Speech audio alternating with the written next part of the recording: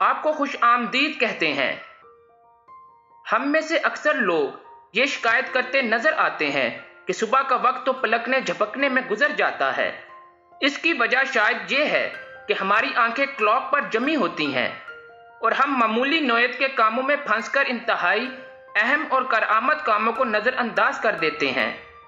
اگر آپ ان چھوٹے چھوٹے کاموں کو احسن طریقے سے سر انجام دینے کے ساتھ خود کو سارے دن کے کاموں کے لیے بہتر اور مؤثر طریقے سے تیار کرنا چاہتے ہیں تو امریکی مصنفہ اور موٹیویشنل سپیکر لورا وانڈرکام کی کتاب What the Successful People Do Before Breakfast آپ ہی کے لیے ہے۔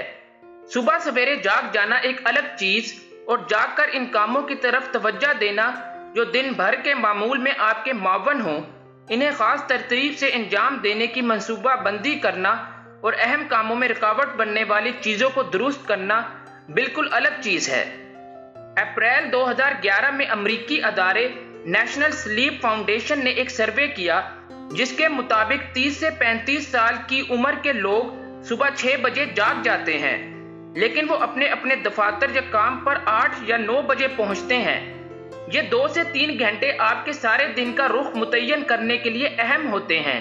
یہ وقت بغیر سوچے سمجھے ضائع کرنے کی بجائے لورا وانڈرکام ہمیں 3 طرح کی مصروفیات بتاتی ہیں۔ نمبر 1، آپ اپنے کیریئر کو بہتر بنانے کے حوالے سے کوئی کام کر سکتے ہیں۔ نمبر 2، آپ کے اہل خانہ کے حوالے سے آپ کے ذمہ جو کام ہیں ان کو کر سکتے ہیں۔ نمبر 3، آپ اپنی ذات اور شخصیت میں بہتری کے لیے ورزش، عبادت کر سکتے ہیں یا اپنا کوئی مشغلہ پورا کر سکتے ہیں۔ سب سے اہم یہ ہے کہ یہاں بیان کیے گئے 3 معمولات میں سے آپ کسی 2 کا کمبینیشن بنا لیں جس کی وجہ سے یہ آپ کا اپنا وقت یعنی می ٹائم بن جائے۔ اس شیڈول پر عمل کر کے آپ صبح کے وقت کو نہ صرف بہت زیادہ کارآمد اور پروڈکٹیو بنا سکتے ہیں بلکہ سارا دن کی افراتفری سے بچ بھی سکتے ہیں۔ دنیا کے کامیاب ترین لوگ انہی اصولوں پر عمل کر کے اپنی صبح کو زرخیز بناتے اور ترقی کے زینے طے کرتے ہیں، جبکہ عام لوگ افراتفری میں یہ قیمتی وقت ضائع کر دیتے ہیں۔ وانڈرکام یہاں کامیاب لوگوں میں سے پیپسی کے شریک بانی، سابق CEO اور چیئرمین اسٹیو ریمنڈ کی مثال دیتی ہیں، جو صبح 5 بجے تک ٹریڈ مل پر 5 کلومیٹر دوڑ لگانے کے بعد باقی وقت مطالعہ، عبادت اور مراقبے میں گزارتے تھے۔ ایسا کرنے کے لیے آپ کے اندر قوت ارادی موجود ہونی چاہیے۔ زندگی میں آگے بڑھنے اور دوسروں کی نسبت زیادہ مؤثر انداز میں روزمرہ کے معمولات کی ادائیگی کے لیے قوت ارادی کی افادیت سے کوئی انکار نہیں کر سکتا۔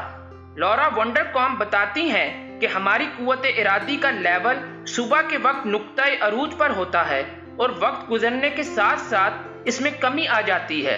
اس کی مثال وہ یوں دیتی ہیں کہ اکثر لوگ ورزش وغیرہ کے لیے شام کا انتخاب کرتے ہیں، لیکن اس وقت کام کا بوجھ سر پر آئی، ڈیڈ لائنز کا پریشر اور باس کا رویہ اس میں رکاوٹ بن جاتا ہے۔ اس لیے ورزش جیسے اہم کام کی عادت صبح کے وقت ڈال لی جائے تو سارا دن انتہائی آسان اور پروڈکٹیو انداز میں گزرتا ہے۔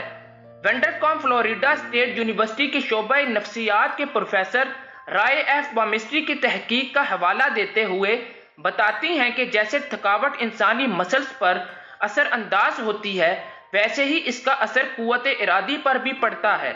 اس لیے اکثر ہم شام تک کوئی بھی کام اچھے طریقے سے کرتے ہیں، لیکن شام کے وقت اس میں نہ چاہتے ہوئے بھی وقفے آنا شروع ہو جاتے ہیں۔